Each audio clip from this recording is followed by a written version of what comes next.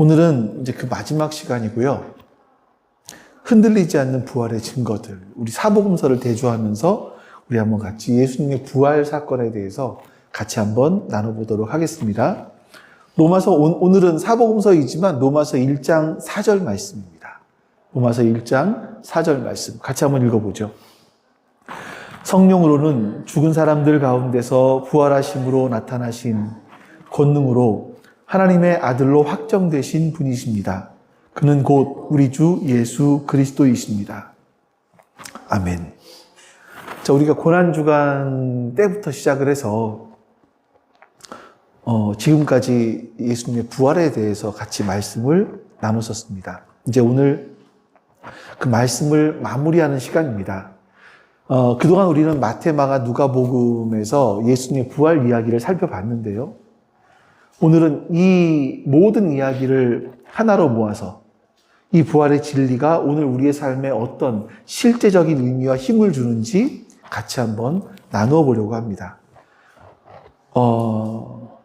저는 이 부활에 대한 말씀들을 나누면서 요한복음에서 막달라 마리아에 대한 이야기가 가장 큰 은혜가 됐던 것 같아요. 예수님을 사랑했기 때문에. 그 예수님을 사랑하는 어떤 때로는 보면 맹목적인 사랑이기도 했었지만 그 사랑 때문에 예수님이 가장 먼저 막달라 마리아를 찾아가 주셨다라는 부분들. 제가 이걸 보니까 많은 사람들이 이해가 되기 시작을 했고 이 말씀을 보면서 이제 이 말씀을 가지고 다른 교회에 가서 예배 한번 드린 적이 있었는데 가서 예배 시간에 이 말씀을 가지고 또 한번 설교를 한 적이 있었고요. 그게 금요일 날 말씀이었습니다. 전 참 그게 저희 안에는 큰 은혜가 됐던 것 같아요. 근데 여러분들이 좀 성경을 깊이 좀 아주 똑똑하게 보셨던 분들은 사복음서 전체를 모아보면 이거 좀 헷갈리고 이상한데? 좀 이상한데라고 느끼셨던 분들이 계실 수도 있어요. 자, 왜 그런가 하면 예수님께서 부활하신 이후에 그 아침에 예수님의 무덤에 찾아갔던 그 여인들의 숫자, 이름, 그리고 무덤에서 나타난 천사의 모습, 숫자, 부활하신 예수님이 제자들에게 나타나신 장소, 순서, 다 좀 조금씩 다릅니다. 그래서 어떤 사람들은요, 이걸 보면서 성경의 메시지는 믿을 수 없다, 이렇게 공격을 하기도 하죠. 이것들은 사람들이 예수님을 신격화시키기 위해서 만들어낸 것일 뿐이다. 증거다라고 이야기를 하는데 한번 어떤 부분들인지를 좀 보죠. 한번 이 표를 한번 보여주시겠습니까? 표를 만들어 봤어요. 자, 복음서 마태, 마가, 누가, 요한 복음에 보시면 부활하신 날 아침에 빈 무덤으로 달려갔던 이 여인들의 숫자에 대해서 복음서마다 다르게 기록을 해요. 마태복음에서는 막달라 마리아와 다른 마리아가 같다. 2명으로 기록하고 있고요. 마가복음에서는 막달라 마리아, 야고보의 어머니 마리아, 살로메 3명으로 기록하고 있어요. 살로메는 사도 요한의 이모인가? 그렇죠. 또 누가복음에서는 막달라 마리아, 요한나, 야고보의 어머니 마리아, 다른 여자들 이렇게 해서 5명 이상으로 기록을 하고 있고요. 요한복음에서는 처음에는 막달라 마리아만 이야기하다가 나중에는 이제 우리라는 이야기를 꺼냄으로 말미암아 여러 명이었다라는 것을 이렇게 보여주는 것 같습니다. 또 무덤에서 만난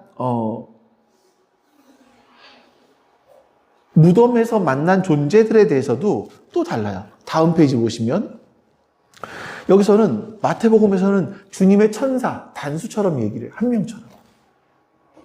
마가복음에서는 사람으로 얘기를 해요. 흰 옷을 입은 젊은이 한 명. 누가복음에서는요, 눈부신 옷을 입은 2사람. 사람으로 얘기를 하고 2명이라고 얘기를 하죠. 요한복음에서는 2 천사 이렇게 얘기를 합니다. 그러니까 보니까 마태복음과 요한복음에서는 천사라고 기록을 하고 있고 마가복음과 누가복음에서는 사람처럼 이야기를 해요. 숫자 다르고요. 그리고 만난 장소가 더 달라요. 마태복음에는 보니까 무덤 밖 돌 위에 앉아 있었다라고 기록을 하고 있고 나머지는 무덤 안에 있었다라고 기록을 하고 있습니다. 자, 여러분, 이렇게 차이점들을 보면서 사람들이 이건 꾸며낸 이야기다. 사람들이 각자의 이야기를 만들다 보니까 앞뒤가 틀린 거다. 이렇게 주장을 하기도 합니다. 여러분들은 보면서 어떠십니까? 이걸 보면서 성경이 믿을 게 못 되나? 이런 생각이 드시나요? 자, 근데 여러분, 우리가 몇 주간 동안 이 말씀들을 확인했었는데요. 만약에 이 부활에 대한 말씀들이 정말로 사람들이 꾸며낸 이야기라면 꾸며낸 방식이 너무나 어설퍼요. 이 지어낸 이야기라고 하기에는 상식적으로 이해하기 힘든 부분들이 너무나 많습니다. 부활하신 예수님을 봤다는 증언이나 부활 장면에 대한 묘사는요, 여러분, 당시에 사람들이 알고 있던 막 그리스, 로마, 영웅, 신화, 이런 이야기들과는 정말 다르죠. 오히려 너무나 사람 냄새가 나고요. 때로는 두려워서 어쩔 줄 몰라 하는 제자들의 모습이 담겨 있기도 하고 그렇습니다. 그러니까 보면서 그 예수님을 신격화시키려고 한다면 굳이 이런 이야기를 왜 넣었지? 이런 의심이 가게 되는 부분들이 참 많이 있습니다. 이제 가장 대표적인 예가 부활하신 예수님을 만났다고 처음 증언하는 사람이 누구냐면 막달라 마리아라는 거예요. 막달라 마리아. 전에도 말씀드린 것처럼 유대 사회에서 그 당시 우리나라도 마찬가지였습니다만 고대 사회에서는요, 여성들의 지위가 굉장히 낮았고 여성들의 말은 법정에서 아무런 효력이 없었습니다. 거기다가 막달라 마리아의 과거 이력을 아시죠? 7 귀신 들린 사람이거든요. 그러니까 7 귀신 들려서 사람들로 하여금 좀 따돌림을 당하는, 사회적으로 공동체 내에서 따돌림을 당하는 그런 사람. 어떻게 보면 아주 불안정한 사람으로 보여질 수 있는 그런 인물이었었습니다. 만일 누군가가 예수님의 부활을 극적으로 꾸며내서 사람들에게 믿게 하고 싶어 했다면, 아니, 이렇게 사회적으로 좀 믿음이 가지 않는 이런 어려운 사람을 첫 번째 증인으로 내세우기보다 제자였던 베드로, 또 아니면 사도 요한, 또 누가 좋을까요? 저는 딱 생각해 보니까 니고데모 같은 사람. 니고데모는 그 당시 유대인의 지도자였거든요. 또 한 사람이 있어요. 아리마대 요셉. 예수님을, 자기 큰 무덤을 갖고 있을 정도로 부자였던 사람. 부자라고 기록한 사람. 이런 사람들이 예수님을 만났다라고 이야기를 하면 사람들이, 그래? 라고 할 만한데, 당시 정신적인 문제를 가지고 있었던 귀신이 들렸던 그 여인 막달라 마리아를 처음으로 등장시킨 것은 굉장히 비효율적이고 너무나 어색합니다. 그리고 여러분, 예수님의 삶을 한번 생각해 보십시오. 예수님은 사람들을 가르치고 병을 고치시는 등 아주 공적으로 활동을 하셨습니다. 근데 그것도 3년도 안 돼요. 그게 그 기간이 3년도 되지 않은 30대 초중반의 젊은 분이었었어요. 여러분, 불교의 창시자였던 석가모니는요, 깨달음을 얻고 50년 동안 가르쳤습니다. 50년 동안. 공자, 소크라테스, 이런 위대한 사상가들도 오랜 시간 동안 사람들을 길러냈습니다. 근데 예수님은 3년이 안 돼요. 3년이 안 돼요.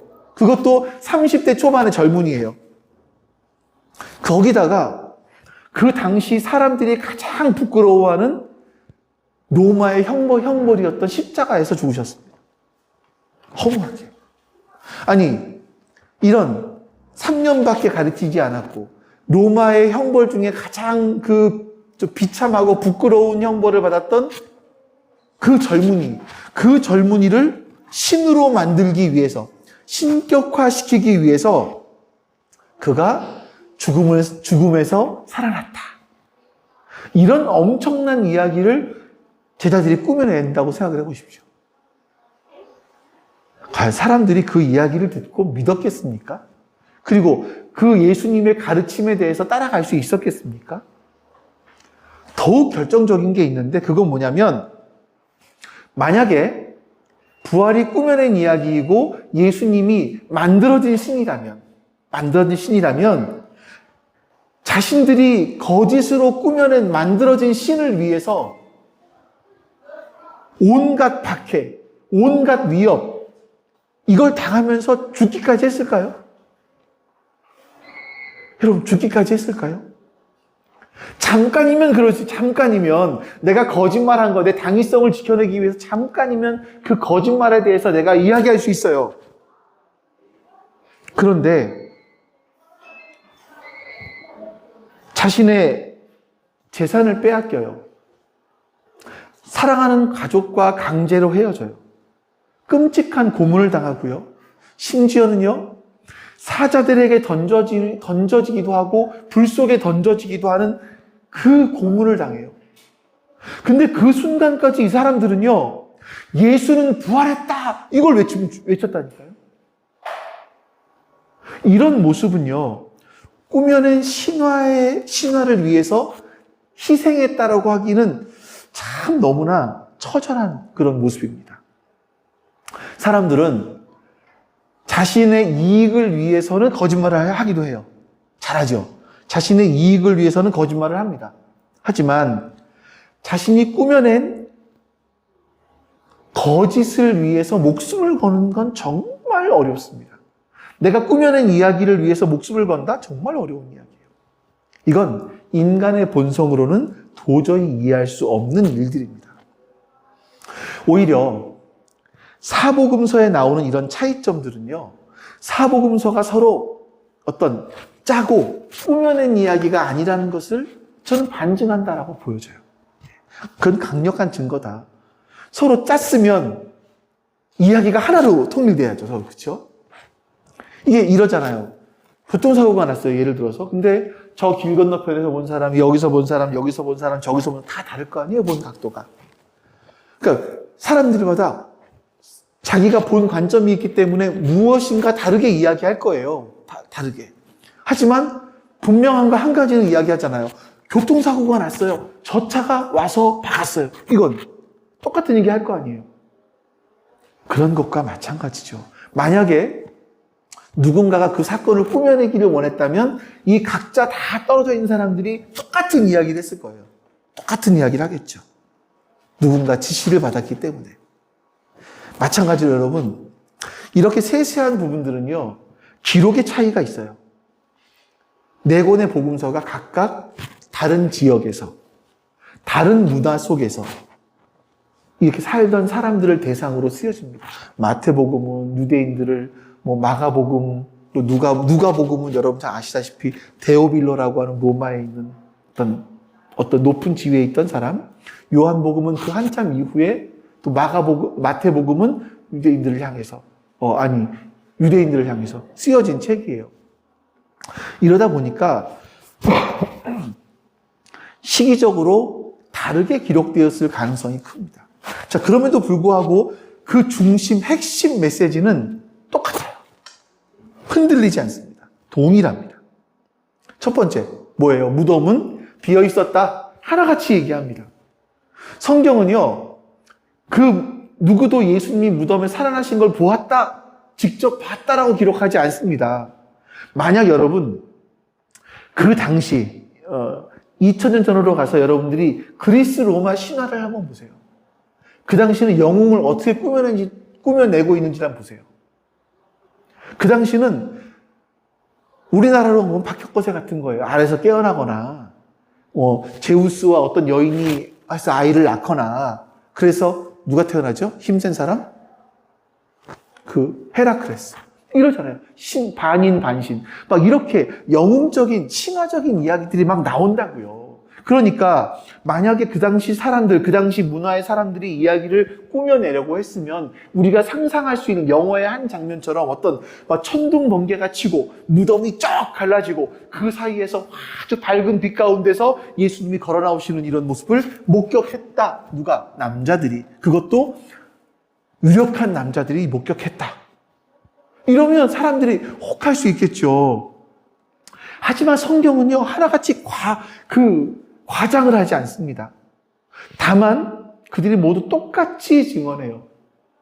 금요일 오후에 분명히 십자가 예수님의 시신을 아리마대 사람 요셉의 무덤에 안치했는데 주일날 아침이 되어 보니까 그 무덤이 비어 있었더라. 이거예요, 이거. 자, 두 번째, 이 빈 무덤을 맨 처음 발견하고 소식을 전한 사람들은 여자였다. 복음서마다 똑같이 이야기를 합니다. 아까도 말씀드린 것처럼 당시 사회에서는요, 여성들의 증언이 법적이나 사회적으로 인정받지 못하는 그런 때였었습니다. 그러니까 그 성경을 기록한 사람들이 그 사실을 몰랐겠습니까? 알지요. 그럼에도 불구하고 숨기거나 바꾸거나 꾸미거나 하지 않습니다. 정직하게 기록을 합니다.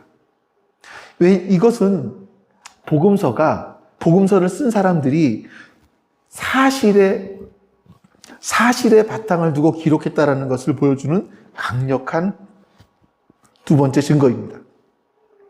세 번째, 빈 무덤을 발견한 여인들 중에서 막달라 마리아가 중심적인 역할을 했다. 이게 또 복음서에 나오는 공통적인 부분들이에요. 이 요한복음에 보면, 요한복음 20장부터 보면 이 막달라 마리아가 예수님을 향한 굉장한 사랑을 갖고 있던 것 같아요. 그리고 굉장한 헌신, 자신의 재산을 모두 다 예수님께 사역하시는 데 드렸던 그런 여인이었던 것으로 보여지죠. 그래서 예수님은 그 여인에게 가장 먼저 나타나 주시는 그런 영광스러움을 그 여인은 누리게 되었던 겁니다. 네 번째, 무덤에서는 천사가 나타났다는 거예요. 그리고 여러분이 찾는 예수님이 여기 계시지 않고 그분이 말씀하신 대로 부활하셨습니다. 이거를 동일하게 증거하더라 이거예요. 공통적인 부분들이죠. 천사의 메시지가 있었다. 이게 주님의 천사로 표현하던, 흰 옷을 입은 젊은이로 표현하던, 빛나는 옷을 입은 두 사람으로 표현을 하던, 숫자, 이렇게 정확한 위치, 조금씩 다르지만, 핵심적인 부분은 천사가 나타나서 예수님의 부활에 대한 소식을 전했다라는 겁니다. 다섯 번째, 그 이후에 부활하신 예수님이 제자들에게 그리고 많은 사람들에게 여러 번 나타나셨다는 겁니다. 근데 참 그게 감사한 게 뭐냐면 예수님 나타나시는 걸 보면요, 어떤 성전이나 회당이나, 그러니까 사람들이 거룩하다 생각하는 그런 데 나타나시는 것이 아니라 엠마오로 가는 길 위에서, 또 제자들이 두려워서 무서워서 문을 꼭꼭 걸어 잠그고 있는 그 방 안으로, 음식을 나누는 식사 자리에서, 심지어는 물고기를 잡고 있는 그곳에 예수님은 일상적인 삶에 여러 번 나타나서 그들을 만나 주셨다는 겁니다. 그러니까 여러분, 이 설교했던 내용들 속에 다 들어있던 부분들이에요. 지금까지 7번, 8번 설교했던 내용 중에 있던 것들을 정리한 부분들이거든요. 이것은 부활하신 주님이 우리에게 특별한 종교 활동 속에만 계신 분이 아니라 바로 우리의 삶 한가운데 구체적으로 함께 하시는 분이라는 걸 우리에게 말씀하고 있는 겁니다. 여섯 번째, 가장 중요하고 강력한 공통점이 있는데요. 부활하신 예수님을 만났다고 말하고 있는 제자들의 삶이 완전히 변했습니다. 비교도 할 수 없을 정도로 완전히 달랐습니다. 처음에는요, 스승이 십자가에서 처형당한 걸 봤습니다. 모든 희망을 잃고 두려움에 떨면서 숨어 지내고 있었죠.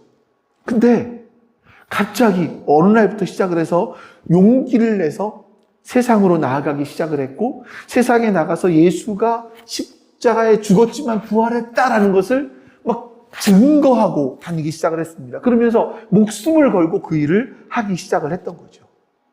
자, 그 과정에서 어떤 아주 심한 괴롭힘도 있었고, 심지어 죽음까지도 두려워하지 않는 새로운 사람들로 다시 태어났습니다.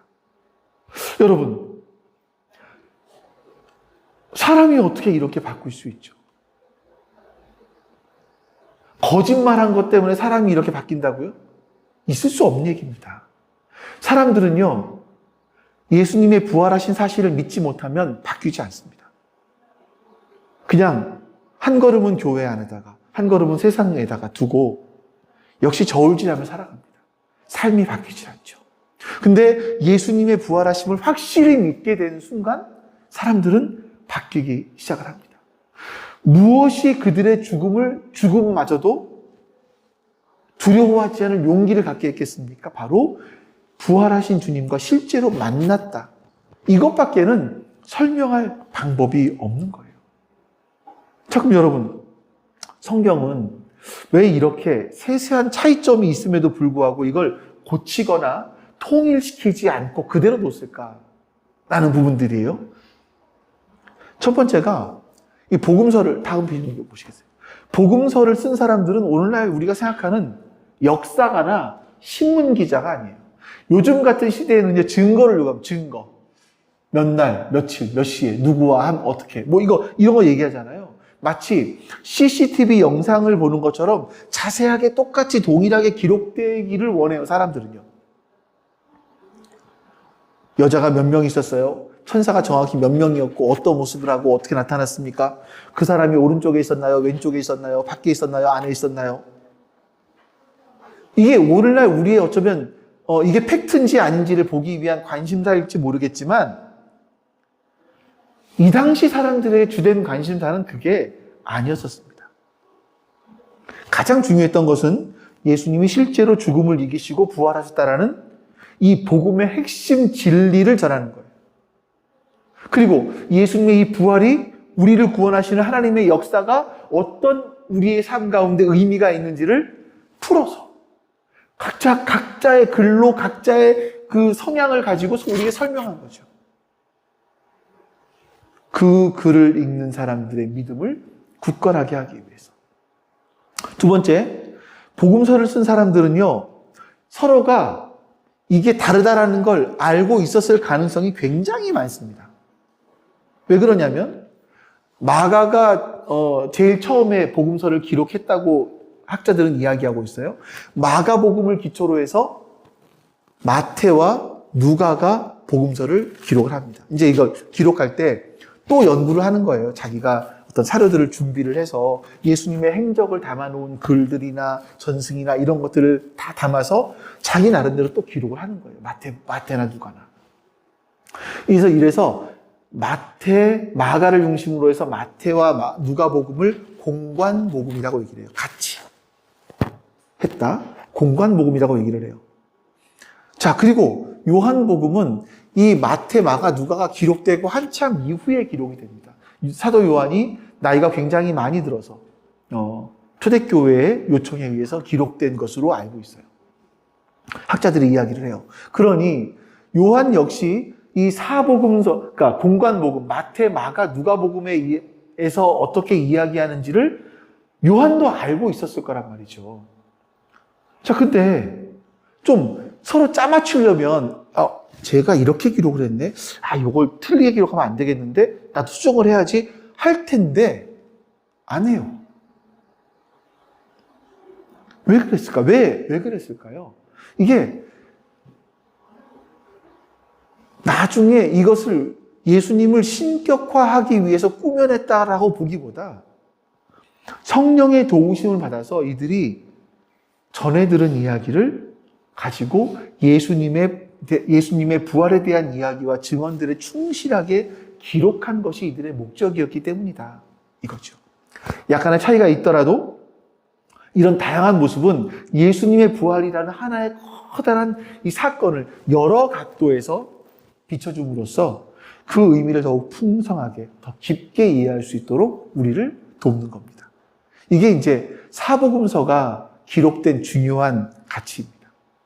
자, 그리고 이제 우리가 사복음서에서 전하는 이 부활 신앙이 우리의 삶, 특히 우리의 인생의 중요한 고비마다 중요한 고비를 넘어가고 있는 우리의 삶에 어떤 의미를 주는지 5가지로 살펴보려고 하는 거예요. 해요. 이것도 역시 지난번 우리가 몇 주간 동안 계속 나누었던 말씀 속에 포함되어 있는 부분이기도 합니다. 여러분, 예수님의 부활은요, 우리가 새로운 시대를 살고 있다는 것을 강력하게 우리에게 알려주는 겁니다. 예수 그리스도의 부활은요, 그분이 단지 어떤 위대한 스승이거나 존경할 만한 성인, 이것을 넘어서서 본인 직접 말씀하신 대로 하나님의 아들이시라는 것을, 하나님 자신이라는 것을 가장 강력하게 보여주는 증거예요. 예수님의 부활은요. 우리가 살면서 여러분 정말 수많은 어려움들을 겪지 않습니까? 때로는 하나님이 정말 살아계실까라고 하는 의심이 들 때도 있고요. 하나님이 정말 내 기도를 들으시나? 들으신다면 내 기도에 응답 안 하시지? 하는 그런 질문을 던질 수도 있습니다. 예수님의 부활은요, 우리의 모든 의심을 사라지게 하고 분명하고 흔들리지 않게 하는 해답을 우리에게 줍니다. 죽음을 이기고 다시 사신 그분의 능력은요, 우리 인간의 한계를 뛰어넘는 하나님의 놀라운 힘이 아니고서는 도저히 설명할 길이 없는 그런 사건이거든요. 이건 곧 우리가 믿고 우리가 의지하는 분이 얼마나 확실하고 얼마나 강력한 분이신지를 우리에게 다시 한번 깨닫게 해주는 바로 그런 부분인 거죠. 그래서 이 부활을 통해서 우리는요, 예수님의 십자가의 죽음이 단순하게 실패, 어떤 희생, 이걸로 끝나는 것이 아니라 죄 때문에 끊어졌던 사람과 하나님의 관계가 완전히 회복되어지는 그런 놀라운 일들이 우리에게 일어났다. 우리는 그래서 새로운 시대를 살고 있다는 것을 우리에게 보여주고 있는 강력한 증거라고 말씀드릴 수 있습니다. 우리는요, 여러분, 옛날에는 히브리서나 아니면 구약 성경을 통해서 우리가 자주 볼 수 있는 부분들이지만, 구약 시대에는요, 제사를 매번 반복해야만 했습니다. 내가 죄를 지어요. 그럼 죄를 해결할 수가 없으니까 매번마다 반복해서 제사를 지내야만 했죠. 근데 히브리서에 기록된 대로 예수님은 단번에 우리를 위한 희생 제물이 되어서 제사를 지내주심으로 말미암아 우리가 하나님과 단번에 완전하게 회복되었다. 그 관계가. 우리는 이제 휘장이 갈라지고 하나님 앞으로 담대하게 나아갈 수 있는 그런 존재가 되었다. 그런 새로운 시대를 우리는 살고 있다라는 겁니다. 그런 사람들이라는 거예요. 예수 그리스도는요, 우리 눈에 보이지 않으시지만 그 부활하신 주님은 성령님을 통해서 우리의 마음속에 지금 우리들 가운데 살아계시고 함께 하십니다. 그리고 약속하신 대로 다시 오실 거예요. 여러분, 예수님이 다시 오실 것이라는 이 희망은 우리가 이 땅을 살아가면서 겪게 되는 모든 어려움들, 힘든 일들, 이런 것들을 다 이겨내게 해줄 수 있는 정말 강력한 힘이에요. 초대교회 성도들이 이렇게 인사했습니다. 구약 성도들은 샬롬, 하나님의 평안이 당신과 함께하기를 이렇게 인사했단 말이에요. 초대교회 성도들은요, 마라나타라고 인사했어요. 주님 다시 오실 겁니다. 어디에서? 그들이 카타콤이라는 동굴 속에 숨어 살아가면서 또 로마의 그런 정치인들에 의해서 많은 핍박을 당하면서 군인들에 쫓겨다니면서 그리고 그 로마의 경기장에서 원형 경기장에서 사자나 검투사의 칼밥, 짐승의 먹이가 되면서 그들은 서로 인사했습니다. 마라나타. 주님 다시 오실 겁니다. 그러면서 검투사의 칼을 주었어요. 이들을 이렇게 살게 하는 힘이 어디 있느냐? 주님이 다시 오실 겁니다라는 이 믿음 때문이었죠. 여러분, 우리가 그 세상의 흐름, 이게 아닌 것 같다라는 생각을 하지만 여기에 지른 이유가 뭡니까? 넘어지는 이유가 뭘까요? 주님이 다시 오신다라는 그 소망이 없어요. 죽으면 다 끝나는 거 아닌가? 이것에 여전히 우리는 저울질하고 있어요. 주님이 다시 오실 때 우리에게 주님은 상을 주실 것이라는 그 소망이 없기 때문에 계속해서 흔들리는 거죠. 하지만 초대교회 성도들은요, 이 부활 신앙으로 말미암아 그 모든 것들을 넉넉히 이길 수 있었다라는 겁니다. 그리고 두 번째 부활의 신앙은, 부활의 놀라운 진실은요, 성경 말씀을 통해서 우리에게 더욱 완전하게 깨닫게 됩니다. 자, 예수님께서 우리에게 보여주신 것들이 있어요. 누가복음 24장에 보시면 엠마오로 가는 두 제자가 예수님의 부활 사건에 대해서 죽으심에 대해서 실망하고 있었을 때 예수님이 그들을 찾아가서 만나주시죠.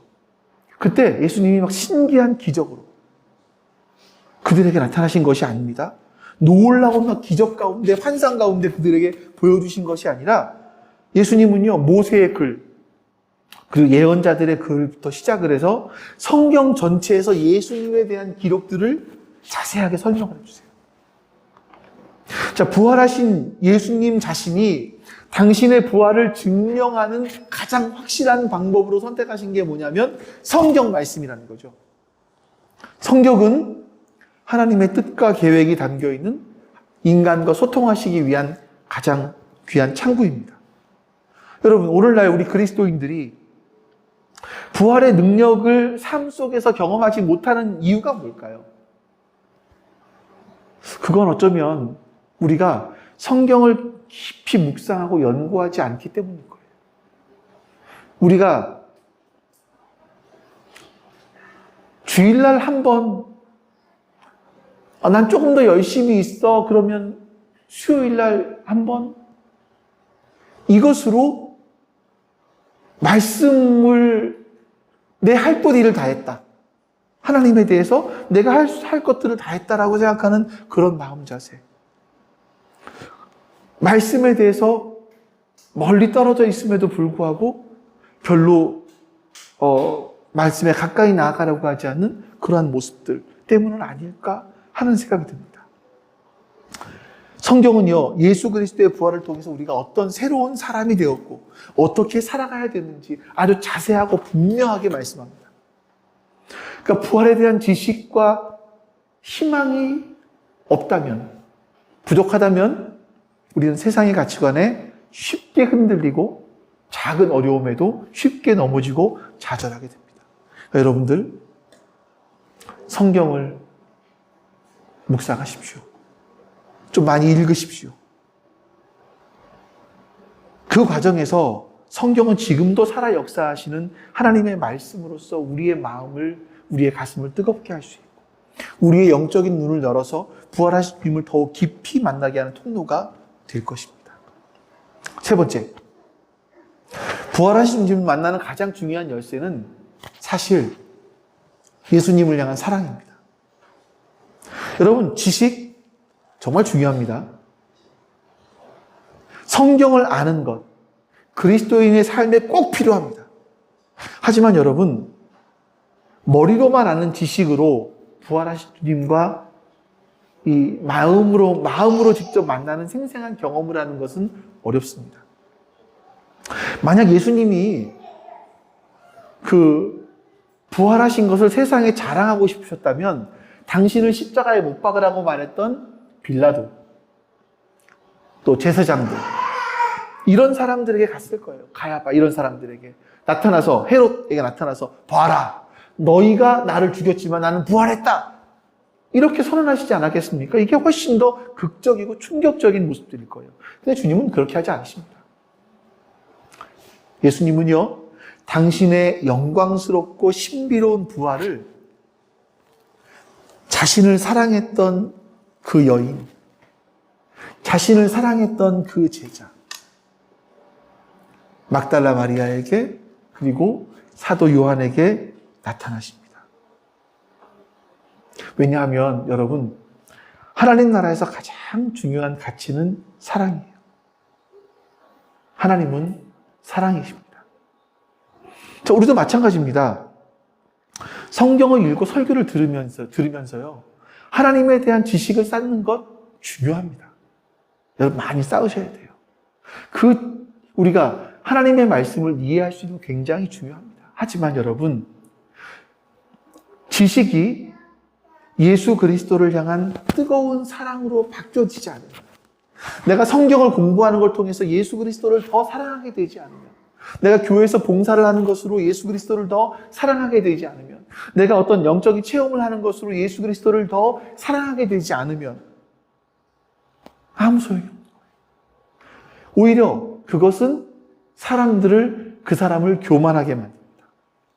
지식은 사랑을 위한 디딤돌이 되어야 돼요. 그리고 사랑은 지식을 살아있게 하는 힘이 되는 겁니다. 그럴 때. 때로 여러분, 우리의 사랑이 사실 뭐 맹목적일 수도 있어요. 좀 어린 사랑일 수도 있겠죠. 하지만 주님을 사랑한다라는 그런 참된 마음이 있으면요, 주님은 우리를 외면하지 않으십니다. 반드시 만나주세요. 저는 여러분들이 정말 주님을 사랑했으면 좋겠습니다. 제가 얼마 전 우리 동네에 보면 어떤 승합차 아닌데 하얀색 차에다가 뒤에 화물을 실는 그런, 여행용 차? 캠핑카 같은 그런 거예요. 근데 거기다가 온통 사방에다가 주 예수를 믿으라, 불신, 지옥, 또 뭐죠? 그 앞에? 불신지옥? 예수천당 불신지옥. 이런 거 써놓고 그냥 다니시는 것이 아니라 이 스피커에다가 굉장히 큰 소리로 그걸 틀고 다니세요. 그런 얘기들을. 저는 이제 한편으로는 목사로서 나는 그렇게 못하는데 라는 생각도 있을 수 있겠지만, 지금은 시대가 아닌데, 저런 시대는 아닌데, 지금 많은 사람들이 기독교에 대한 어떤 반감들을 가지고 있는 이런 시대인데 안타까움들이 있어요. 근데 예전에는 되게 속으로 좀 많이 좀 뭐라 그랬거든요. 근데 지금은 그런 부분들이 다 용납이 돼요. 저분 나름대로 예수님을 사랑하는 거지 하는 생각이 들더라고요. 자, 여러분, 우리가 좀 그랬으면 좋겠어요. 그렇게 나가서 여러분들이 막 빨간 티켓 들고서는 예수 천당 불신 이거 하시라는 건 아니에요. 지하철에서 예수 천당 불신 지옥 이거 하시라는 건 아니에요. 하지만 여러분들, 가장 기본적으로 우리가 예수님을 사랑하는 마음이 있다면 예수님은 우리를 분명히 만나주실 거라는 겁니다. 그 네 번째, 부활하신 예수님은요, 우리의 평범한 삶 가운데 거기서 만나주시고 그 평범한 삶을 통해서 우리를 변화시켜 가십니다. 예수님은요, 거룩한 그리고 특별한 종교적인 시간, 그런 장소에서만 나타나는 건 아니에요. 요즘에 나오는 그런 것들을 보면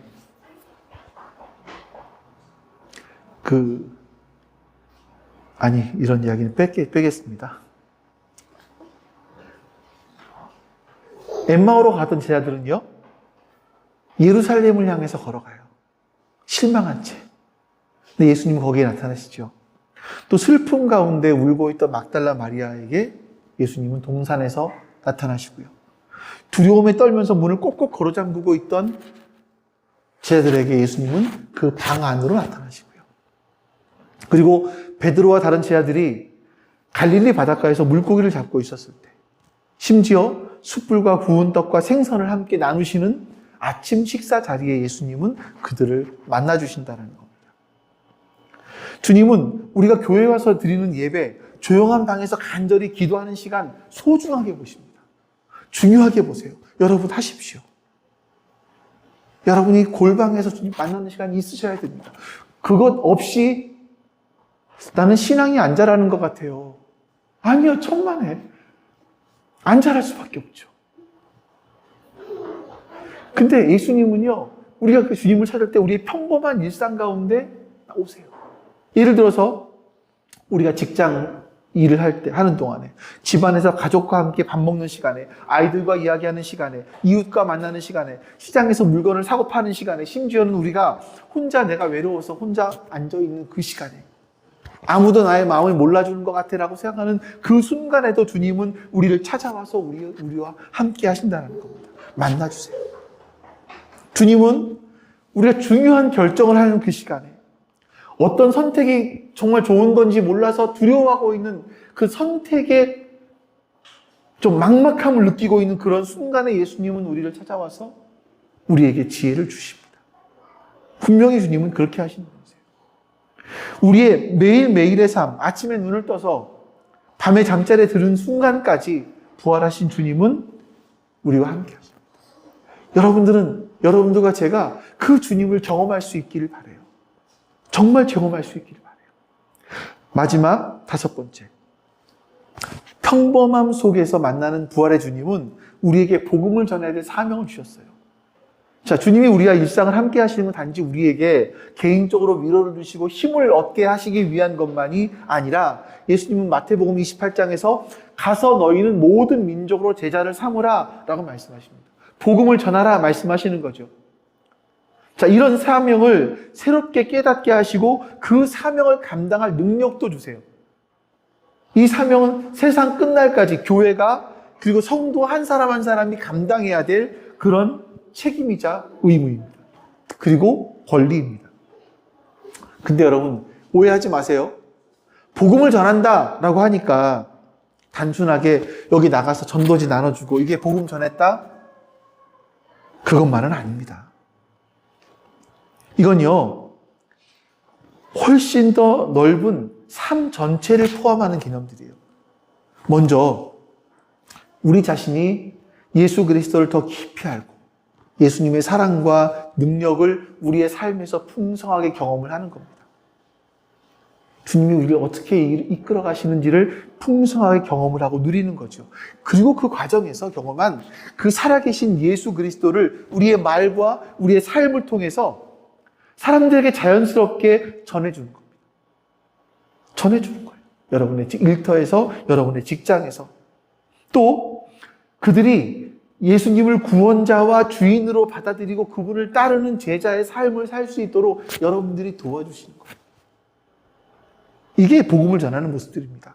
우리가 예수님 믿기 때문에 여러분과 저의 생각과 기준이 바뀌어야 돼요. 성경적으로. 내 삶을 살아가는 방식이 달라져야 돼요. 쟤 왜 이렇게 살아가지? 달라져야 돼요. 우리가 세상을 바라보는 눈이 달라지고 그래서 우리의 삶 전체가 예수님의 향기를 풍기는 사람이 되어야 되죠. 이런 영향을 미치는 것. 이게 바로 살아있는 복음 전수입니다. 우리는 자녀에게, 직장 동료에게, 이웃들에게 너 말로만 교회 나가야지, 교회 늦으면 안 돼. 이게 아니라 부모가 먼저 변화된 삶을 보여주는 거죠. 예수 그리스도의 부활의 능력을 경험한 그 부활의 능력을 보여주는 겁니다. 그 신앙 안에서 흔들리지 않는 기쁨과 세상이 줄 수 없는 평안을 누리며 살아갈 때 사람들은 우리를 통해서 살아계신 하나님을 보게 될 것이고요. 예수님의 사랑에 이끌리게 될 것입니다. 정리해 볼게요. 여러분, 처음에 교회가 세워졌을 때부터 시작을 해서 지금에 이르기까지 예수님의 부활을 직접 눈으로 목격한 사람은 거의 없습니다. 대부분의 사람들은 다른 사람의 증언을 통해서, 설교를 통해서, 그리고 기록된 말씀을 통해서 부활의 소식을 들었어요.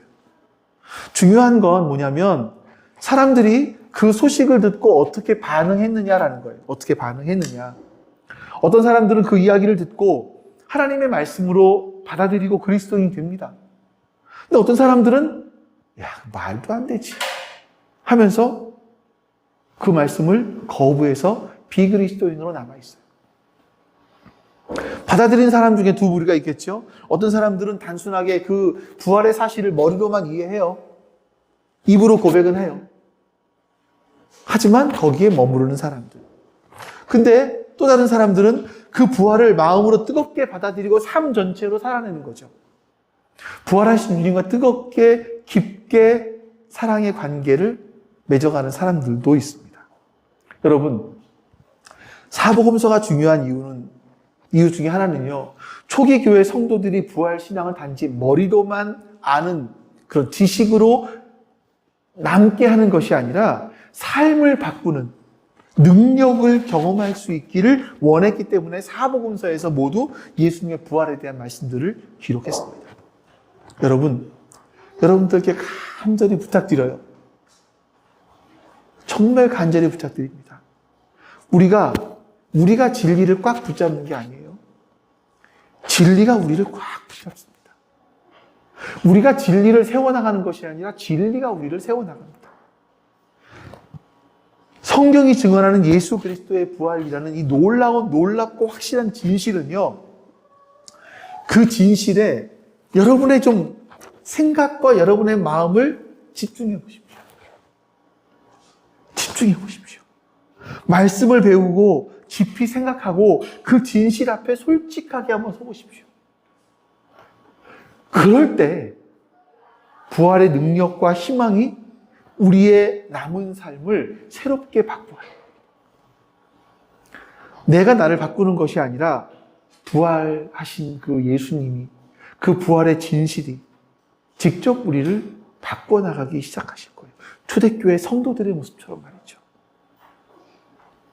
저는 10년 후에 여러분과 제가 어떻게 바뀌어 있을까?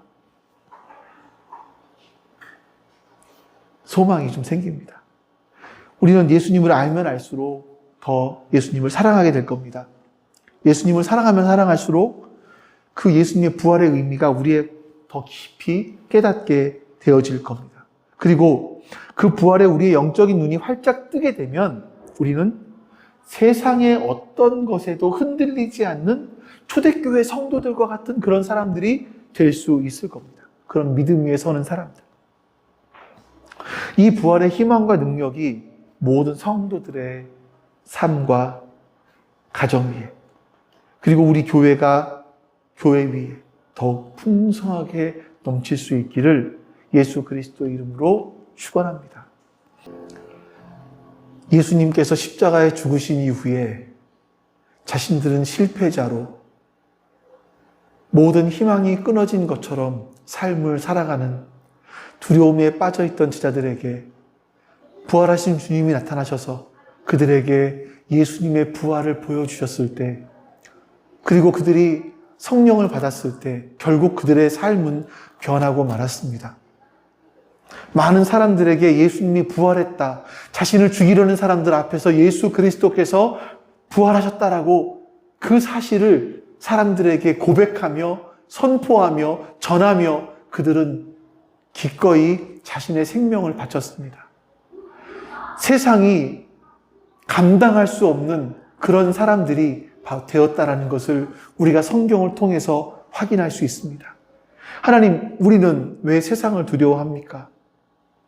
세상의 물결 속에서 우리는 그것에 함께하지 못하는 것을 두려워하며 거기 넘어질 것처럼, 남들처럼 살지 못하면 넘어질 것처럼 두려워하며 살아갑니까? 하나님, 우리를 불쌍히 여겨주시고 예수 그리스도께서 부활하셨다라는 그 사실이, 흔들릴 수 없는 그 사실이 초대교회 성도들을 변화시켜 놓은 것처럼 예수 그리스도의 부활이 우리도 변화시켜 주시옵소서. 우리의 삶도 변화시켜 주시옵소서. 세상에서 흔들리고 세상을 따라가려 하는 자들이 아니라 세상을 정복하고 세상을 이겨내는 그런 세상이 감당할 수 없는 우리가 될 수 있도록 주님 역사해 주시옵소서. 여호와는 내게 복을 주시고 너를 지키시기를 원하며, 여호와는 그의 얼굴을 내게 비추사 은혜 베푸시기를 원하며, 여호와는 그 얼굴을 내게로 향하여 드사 평강 주시기를 원하노라. 아멘. 이제는 이 땅에 오셔서 죽으셨지만 다시 부활하신 예수 그리스도의 은혜와 그 아들을 우리에게 보내주시기까지 하신 아버지 하나님의 사랑하심과 그 사랑을 우리의 삶에 깨닫게 하시고 하나님과 동행하게 해주시는 성령님의 내주하심이 지금 주 앞에 모여 예배드린 모든 하나님 백성들 머리 위에 지금부터 영원토록 함께 하시기를 간절히 축원하옵나이다. 아멘.